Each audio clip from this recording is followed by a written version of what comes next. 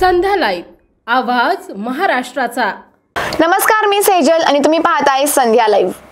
पाबळ गावच्या उपसरपंचपदी सौ किरण हेमंत पिंगळे यांची बिनविरोध निवड झाली आहे। मनीषा आगरकर यांनी आपल्या उपसरपंच पदाचा राजीनामा दिल्याने ही निवडणूक घेण्यात आली। यावेळी 13 ग्रामपंचायत सदस्य उपस्थित होते।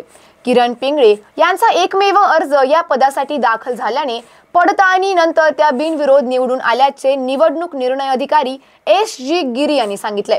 सरपंच सोपान लक्ष्मण जाधव यांच्या अध्यक्षतेखाली ही निवडणूक घेण्यात आली।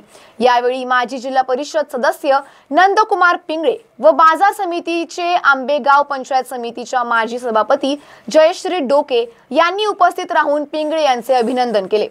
प्रतिनिधी बाबा इनामदार, पाबळ, पुणे। अशाच माहितीसाठी आमच्या संध्या लाईव्ह चॅनलला लाईक, शेअर आणि सबस्क्राईब करा। व्हिडिओ शेवटपर्यंत पाहिल्याबद्दल धन्यवाद।